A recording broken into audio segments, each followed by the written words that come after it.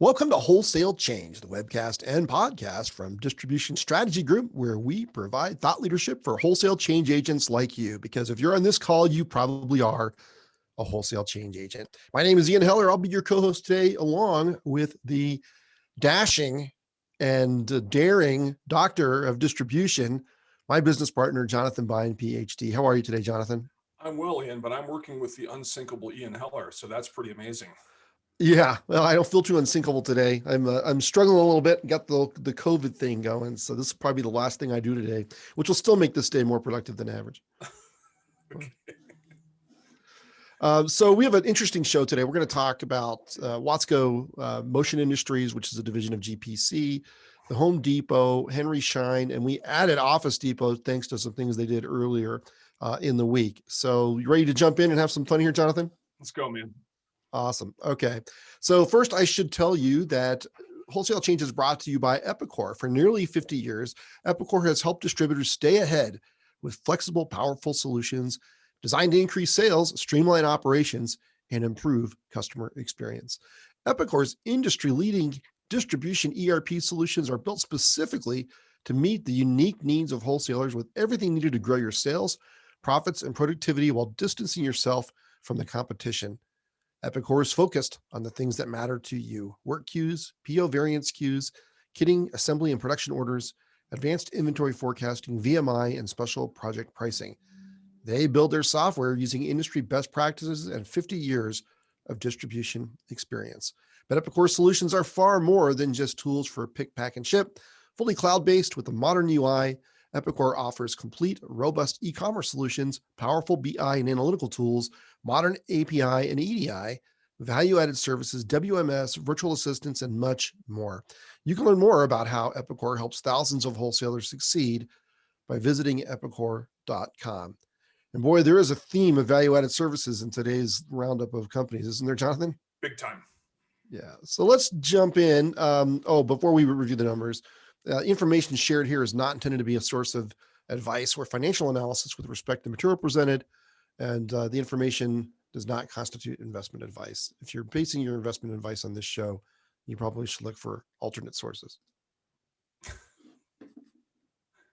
Okay, so Office Depot, what a week, huh? So, maybe it's over the last couple of weeks and the last several months.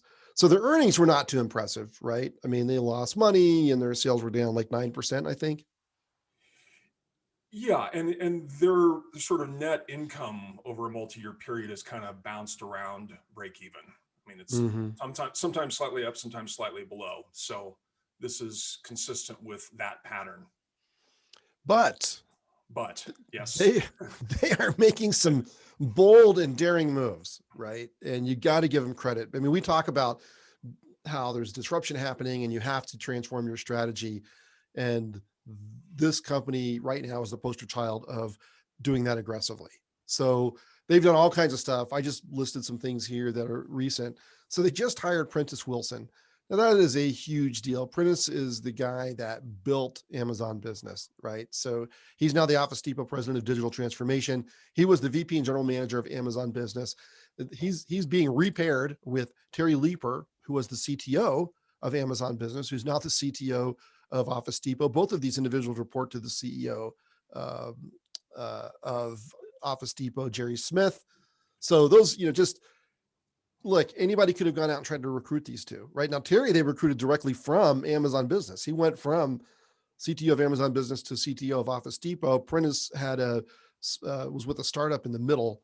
But that is a big deal. And it makes you wonder, why did somebody else try to recruit them and they just decided to go with Office Depot? I mean, were other distributors out there trying to recruit them? Because you would think the very best people to build a competitor to Amazon Business are the people who build Amazon Business, right?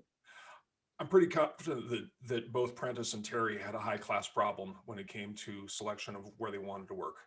You would imagine. I mean, we don't know them other than by reputation, but yeah. Man, I tell you, if you want to build an alternative marketplace, these are the people you hire. They know the blueprint, right? Yeah. And I think as we look at Office Depot, which, as we mentioned, is kind of bounced around break even off and on for 10, 15 years, there's a significant potential to transform the company, right? We're not going to go into depth into this today, but one of the things that Ian and I have been working on recently is looking at the positioning of distribution businesses based on the requirements of the end customers. So we look at two dimensions. One is what are the logistic requirements? The other dimension is what are the sort of value added product service information requirements?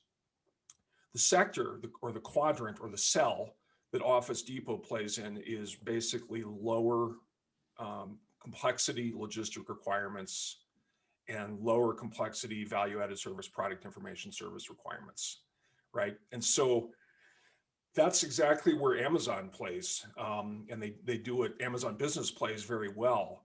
So it represents a very interesting competitive landscape.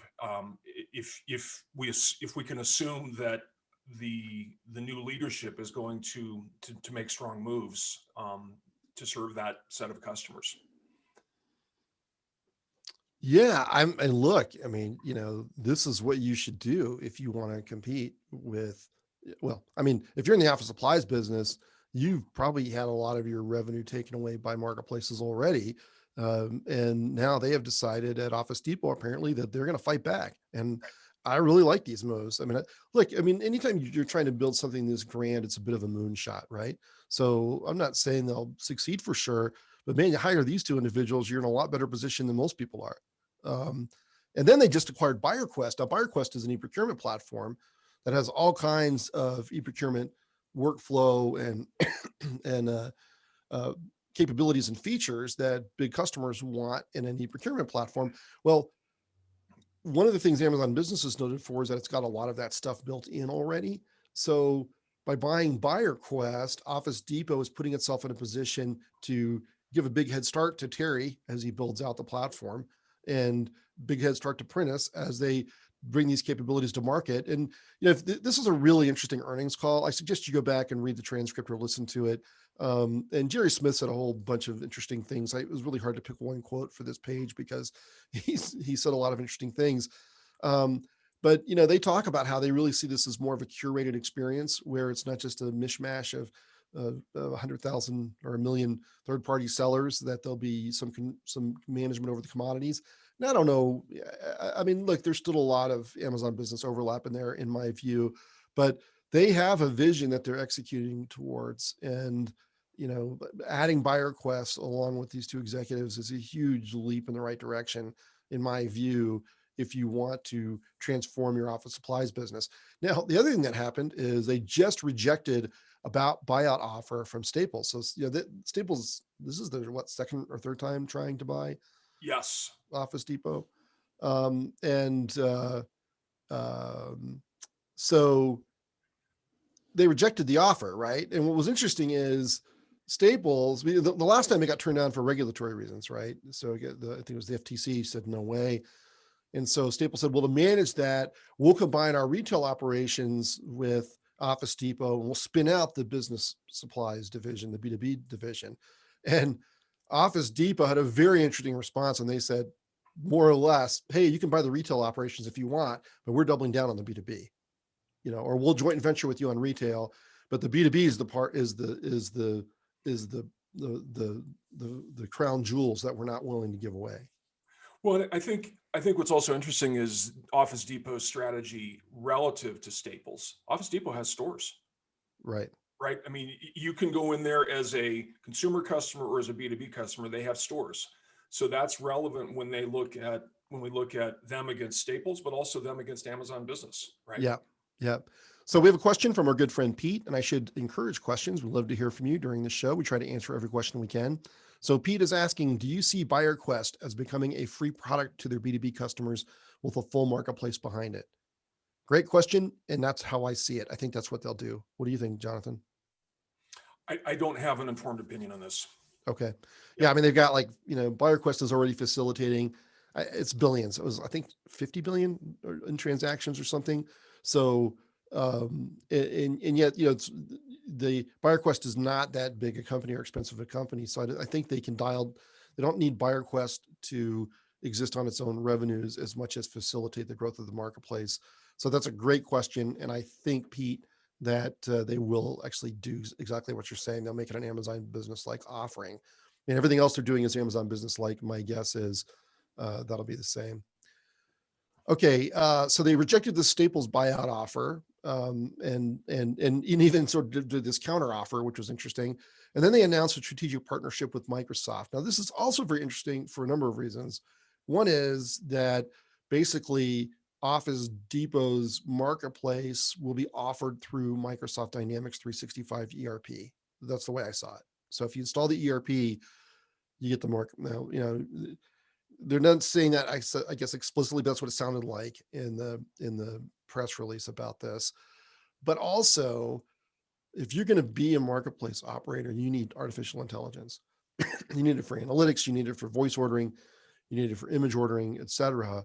And Microsoft is one of the world's AI leaders, and they are getting crushed in the smart speaker market. I mean, if you Google, is Cortana still around? That's their smart speaker. You get conflicting views, but you can't really succeed in the smart speaker market without a marketplace, because shopping is a killer app for smart speakers. And so Microsoft really needs some partners to connect with. And at the same time, Office Depot needs access to a worldwide or a global AI leader. I mean, what do we say about Amazon, Jonathan? It's a combination of a world-class merchant, a world-class logistics company, and a world-class technology company. And that's what makes them so unique. That's right. So, Office Depot doesn't have the same scale as a merchant or as a logistics platform, but they're good at both. But they did not have that technology component, and this relationship potentially gives them that, right? Yeah, I think it's a play where if you look at the low complexity logistic requirements, low complexity value add, this is a play where you just have to really outperform in terms of operational excellence, right? Ease of doing business. We've talked about the voice ordering adoption, what we think will happen, what we heard from end customers. This is a great sector for voice ordering, right? I mean, you're sitting at your desk and you want to order something. I mean, this is a great sector for that. So I think there's a great potential for infusion of technology as part of a platform that creates competitive advantage for them. So they also articulated a very clear B2B strategy. Again, you should go back and look at their earnings release information. It was very, very well done. And then they've changed the holding company name from Office Depot to ODP. And so, I think if you want to go into multi-vertical, distribution, getting Office out of your name is probably, just one of the things that you do. So, okay. So, and Jerry ended with the statement, we're excited about how these initiatives position us to positively disrupt the over $8 trillion B2B commerce market in the US, of which today less than 20% is digitally enabled. So it was a hell of a, right? What's that? That's very tantalizing. Yeah. They've cut it out a tough challenge for themselves, but they have a clear vision and they're aggressively pursuing it, and good for them. So that's why we threw Office Depot into the mix, is because after we'd already decided on the companies to look at for this show, Office Depot announced a lot of this stuff and we wanted to cover it. So, and besides, we've got Home Depot. And so we didn't want the whole show to go to Poe.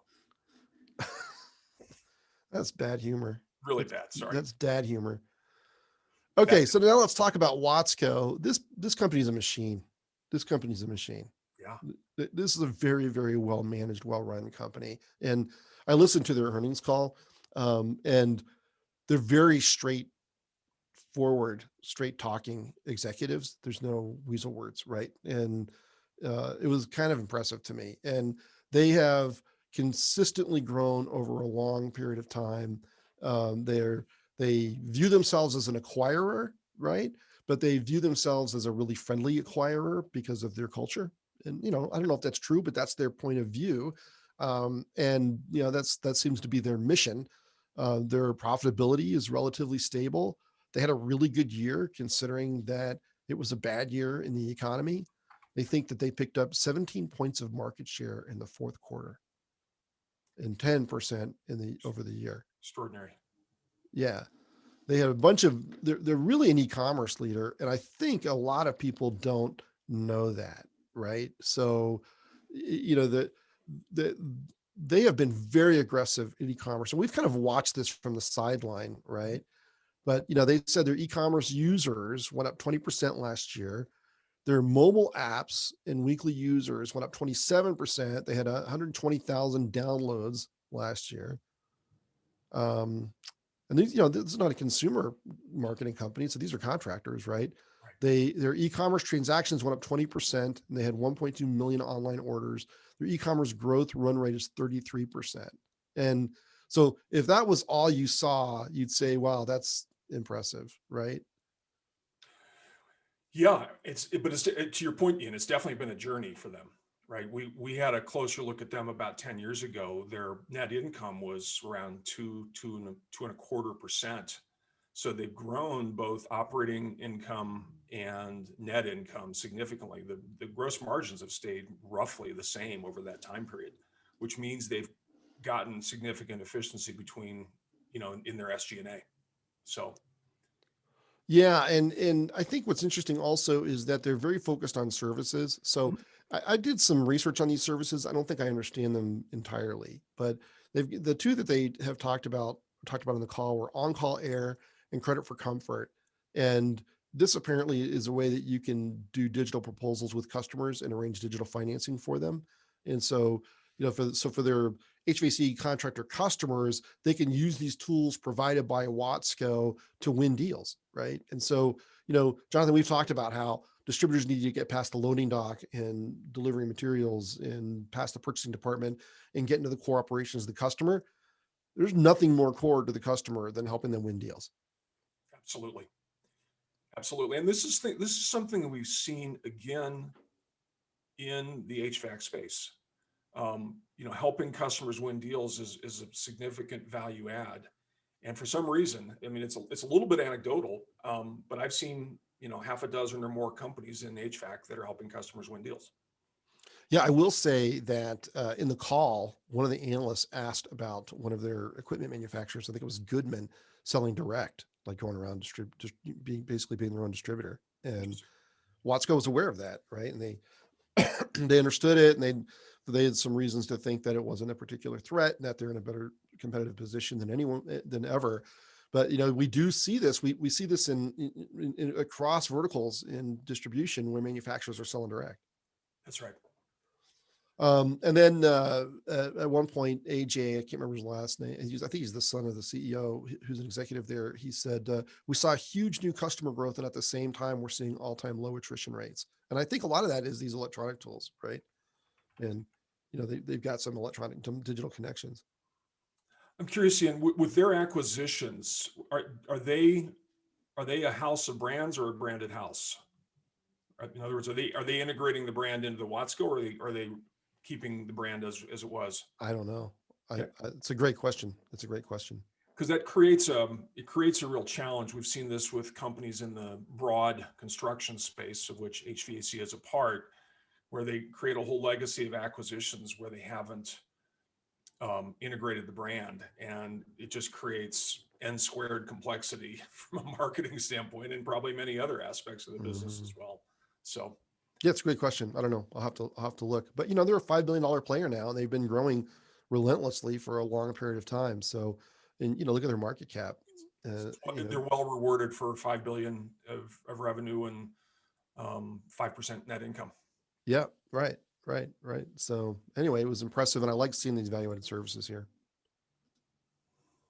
Okay, next we'll look at GPC, of which Motion Industries is a part. And so Motion Industries is a power transmission distributor.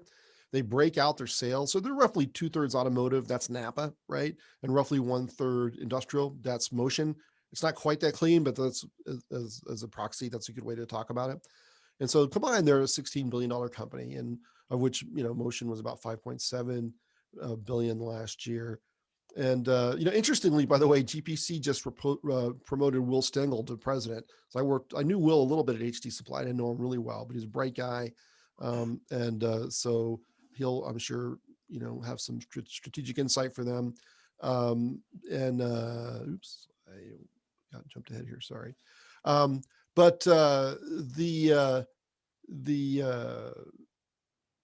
the story here really was that motion got crushed in the middle of the year thanks to COVID, and then made somewhat of a comeback. And I think um, that probably is what is driving some of these initiatives, right? So I don't know how good motion is in e-commerce. Probably, hey, it's nobody's fault that they didn't see the pandemic coming, right? But my guess is this first strategic initiative at the bottom of the page, this is that right out of their earnings deck, omni-channel build out, accelerate e-commerce growth. That's probably there because my guess is they got caught short a little bit, like a lot of distributors did in terms of e-commerce capabilities during the downturn. Yeah, companies that were prepared really got rewarded for being prepared digitally in the downturn. I mean, we saw that with some of our customers. It was actually key to the success. But I would say more broadly that the sector is not strong. The PTMC sector is not strong on e-commerce relative to other sectors that we see. Part of it is that there's a lot of value add in what these companies do. So if you think about Right. that whole space, there's a big range of value add, and that lends itself less well to um, digital commerce. It's a lot harder to be good at e-commerce here. Yes. So it's just really hard. You have a lot of services, and they've got like 45 or something service centers where they repair stuff and rebuild stuff around the country. And you know, they're just not they're not like selling. They're not no, they're not very Granger like where it's packaged products that come off a shelf and go out common carrier. Um, but they're also, I like this one too, expanding their industrial services and solutions capabilities. You know how we feel about that. This is what all distributors should be doing. M&A to boost uh, products and services offerings, so they're on the hunt to buy somebody. Enhanced pricing and product category management, so that's good. I'm not sure who they're using, but they have some kind of pricing going on, some pricing excellence project going on there. And product category management is another way to get uh, better yield out of your or better profitability out of your products. So I think, all in all, these are some sound initiatives. It was a rough year for Motion. It wasn't a disastrous year. They did pretty well overall in terms of, profitability, but they did take a little bit of a hit on the sales. If you look at their segment profit, their profit wasn't down as much as their sales, I don't think. So any other comments on Motion, Jonathan? No, I think the initiatives are the right ones for them, and I'd be curious to see where they come out in 2021. Okay. Henry Schein, now you're the one who really took the lead on this. You want to kind of walk us through this, Jonathan? Yeah, absolutely fascinating business. So Henry Schein is in the healthcare space. You can see just revenue wise, they did about just over 10 billion in 2020, and they're getting a slight uptick each year from 2018 to 2020 in the top line. But this is really the number one player in their sector. They sell both to dental. So about 60% of their business is from the dental side of things. About 35% of their business is medical, meaning regular doctors and clinics and so forth. But then very interestingly, they list separately tech value-added services as 5% of the sales.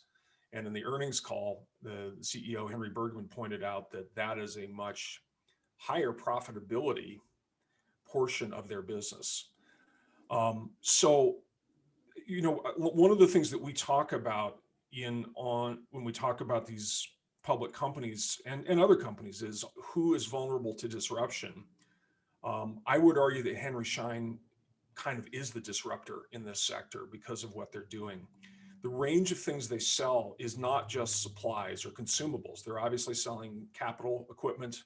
So think, dental chairs, imaging devices, all those sorts of things.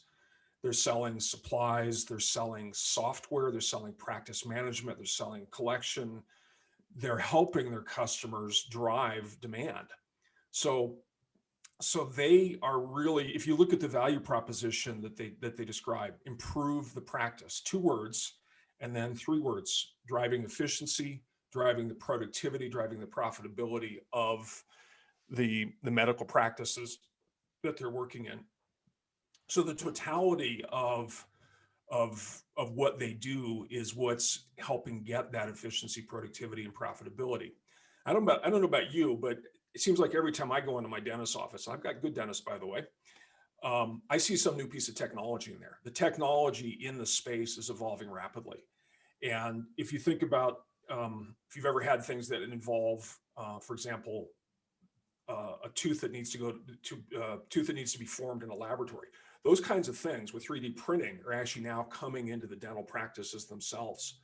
So, so there's a lot more possibility for them to do technology infusion into these dental and medical practices.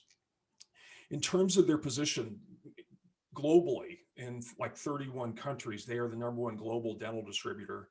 They're #2 in physician and alternate care, and at least in the US, and they've got over 1 million customers. So the key parts of their strategy are they want to increase wallet share of the existing customer base. Now, obviously, you can either increase wallet share or market share or both.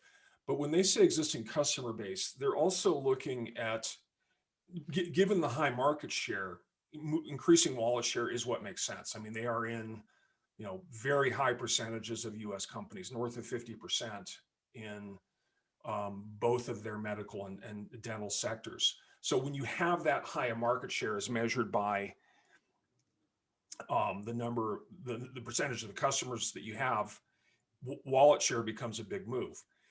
But they are doing things to increase market share essentially in adjacent segments. And that includes sort of getting into the evolving places that healthcare is served. So if you think about urgent care clinics, retail, occupational healthcare settings, community health centers, dental service organizations, there's this broad set of customers that they can reach that are not through the traditional office, and those additional segments are evolving rapidly as things change in the healthcare landscape. So Pete has a question. I mean, they had a gross margin collapse, right? Their gross margins went down 320 basis points, and so their operating income was down, 40 something percent. I mean, that's pretty concerning. Did they say what drove that? Yeah, they like what we see in industrial and construction, Pete. There's the PPE into the mix as a result of COVID, right? So the PPE, like 10 years ago, PPE would have increased margins. Today, because everybody's selling it, if that's part of the mix, it decreased margins. And then if you think about just what happened with COVID, dental practices got very, very quiet. In fact, in the earnings call, they mentioned that the dental practices are now up to 80% of pre-COVID visits per day, right? So that'll come back, and it'll come back strong. Hopefully people's teeth don't get too bad in the meanwhile. But that was a real thing for them. So it was the mix, and then So are they discounting then, or probably discounting to a certain extent. Yeah. okay. But the other thing I would say, Pete, is that 2019 was kind of the exception in terms of net income for them. They've historically been in the 4 to 5% range. So 2019 was kind of the outlier. Be curious to see with their new efficiencies, whether they can get back up to that kind of a net income number. Yeah, it's an interesting company, right? And they really do. And then they've got like a whole ERP basically for dental offices, right? And a whole suite of software services and that help you do marketing and everything else. So I mean, it's really more than a distributor. They're really a partner for their dental offices, and they have it's like, they have like 90% of dental offices in the country buy from them or something like that. It's pretty incredible. It's really incredible. I mean, I actually wonder at what point, they get regulatory pushback because of the market share they have. Right. But again, I think a message for our listeners is their focus on making their customers efficient, productive, and profitable. I mean, that's a really meritorious value proposition. Yeah. And it appears that the totality of what they do, they're actually able to deliver on that. Very impressive. Yep.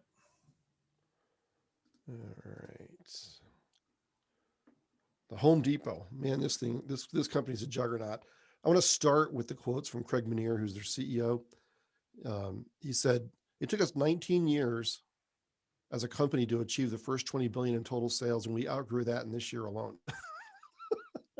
They grew $21.9 billion last year. That was just their growth, My goodness. right? So they did $132 billion last year at a 34% gross margin. So they're roughly about a 10% net income company. It's unbelievable. What a machine, right? Yeah, and they're and when they're asked about their market focus, it's DIY, which is the stuff that we're all used to, that you go in and get home improvement stuff yourself, and pro, that's you know the contractor that I call after I screwed up myself. And then the MRO space, this is Interline Brands and HD Supply, which they bought. That's our focus. That's what we're trying to get done, right? So they they grew 20% last year, and they grew their earnings 16.5%. Normally you want your earnings to grow a little faster, but I don't, maybe I'm not sure what the challenges were last year. Their digital sales were up 86%. Last I read, they were the fifth largest e-commerce site in the United States.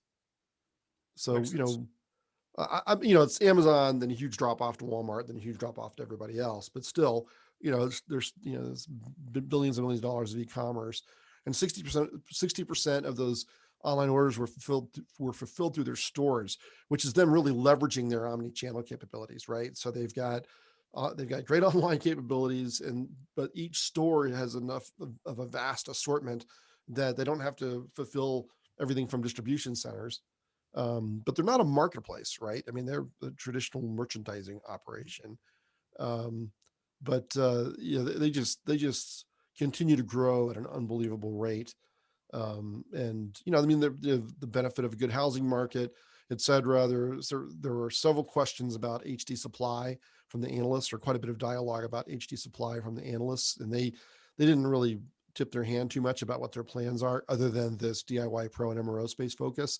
But clearly they're coming after MRO. But we talked about this earlier, Jonathan. So this is really where I'd like to get your take and see if any of the audience has an opinion on this.